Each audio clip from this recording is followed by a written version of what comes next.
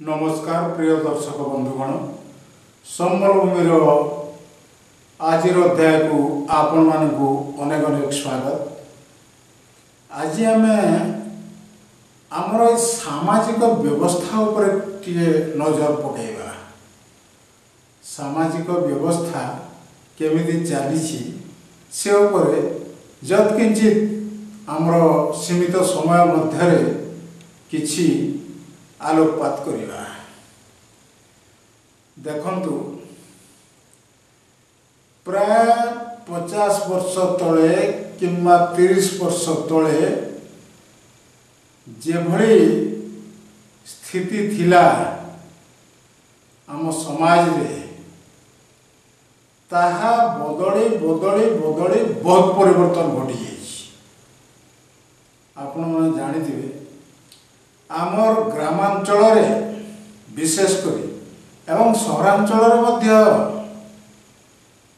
खूब भल संपर्क रहउतला। लोक मानक मध्य खूब भल संपर्क एपरिकी समाने पाख पड़ोसी को दादा काका कही समाने डाकुथिले मध्य काहाकू माउसी काहाकू माँ एमती डाकिबार मध्य दृष्टांत रही। किंतु धीरे धीरे समयर परिवर्तन घटी एवं आमर आधुनिक समाज वर्तमान एक रकमर पथभ्रष्ट होइथिबा कहा जाय पारे। वर्तमान आपण जीवे कौन सी एक जगह को सहर हो कि गाँव तो से भले देखा जीवन नहीं सहर रे आपण जे हो बाबू से अमुक रास्ताटा कोटा सी आपण को कहबन से कहब मु जानी नहीं आज्ञा आ घर कथा तो न कहले भल अमुक घर कोटा हो से माने जमा कहबे नहीं। हाँ जानी थिले सिना कहिबे एभली भी हुए यदि परस्पर परिचित होइतिबे एवं समाने मिसुतिबे निज निज मध्य एवं समस्तंकर गोटे सौहार्दपूर्ण वातावरण रहउतिबे तेबे सिना जानिबे अंग किए संग किए या घर कोटी ता घर कोटी। आउ जदि हमबड़ा हेगिरी जी गति करिवो तार अवस्था तो एया हो एमती हुए। आमर मनीष समाज वर्तमान घोर अधोगति आड़कू जाई सारी।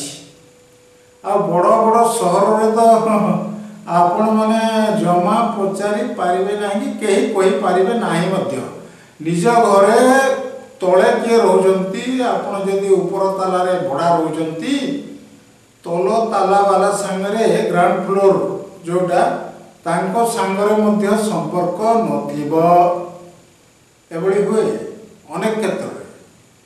तेबे आ पाख पड़िसा कथा से कोन जानिबो बिल्कुल जानिबो नै। निज पाए निजे व्यस्त आउ अन्य सांगरे कौन समय कटेबो ना कौन करिबो जे से जानिबो एभली प्रत्येक क्षेत्र में हुए।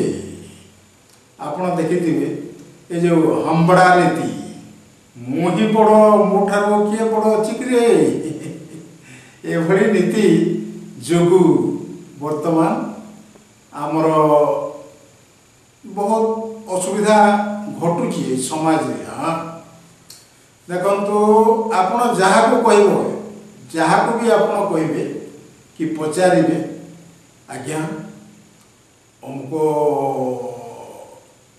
जगह तो अछंती बड़ बड़ लोक से माने निश्चय तांकर किछि बुद्धि ज्ञान अछि विवेक अछि किछि परिचित से माने व्यक्ति अटंती ताको किए पचारे म संगे संगे उत्तर पाइबे सीए गोटे किए बा ताको किसी जना नहीं एभली उत्तर आसो।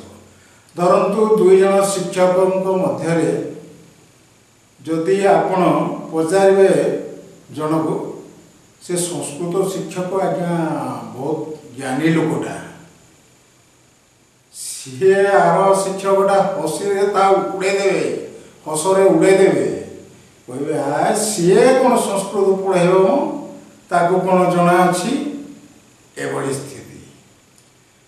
ଆଉ ଆମର ବିଶେଷ କରି ସଙ୍ଗୀତ କ୍ଷେତ୍ରରେ ବର୍ତ୍ତମାନ ଯେଉଁ ପରିସ୍ଥିତି ଉପୁଜି ସାରିଛି, ଆଗ ତ ନଥିଲା, ଆଗ ଗୁରୁମାନଙ୍କୁ ଶ୍ରଦ୍ଧା କରୁଥିଲେ, ସ୍ନେହ କରୁଥିଲେ, ଆଜିକାଲି ମଧ୍ୟ କେହି କେହି କରୁଛନ୍ତି। ଏହା ନୁହେଁ ଯେ ସମସ୍ତେ ଏ ଧରଣର, ନା ସେ କଥା ନୁହଁ। ତେବେ ଆପଣ ଯଦି ଗୋଟିଏ ସଙ୍ଗୀତଜ୍ଞଙ୍କୁ ପଚାରିବେ କିମ୍ବା ଗୀତିକାରଙ୍କୁ ପଚାରିବେ, ସିଏ ତ ବହୁତ ଭଲ ଲେଖେ, ବହୁତ ଭଲ ସେ ସ୍ୱର ତିଆରି କରେ, ତାଙ୍କର ସଙ୍ଗୀତରେ ବେଶ ଦଖଲ ଅଛି। ଆର ଜଣକ ହସିବ, ସିଏ କ'ଣ ଜାଣେ, ସିଏ କ'ଣ ଜାଣିବ, ତାର କ'ଣ ସଙ୍ଗୀତ ଜଣା ଅଛି, ସାରେ ଗାମା ପାଧା ନିଶା এইটা ବି ସେ ଜାଣିନଥିବ, ସାରେ ଗାମା ସେ ଜାଣିନାହିଁ, ତେବେ ସଙ୍ଗୀତ ବିଦ୍ୟା ଆୟତ୍ତ କଲା କିଭଳି?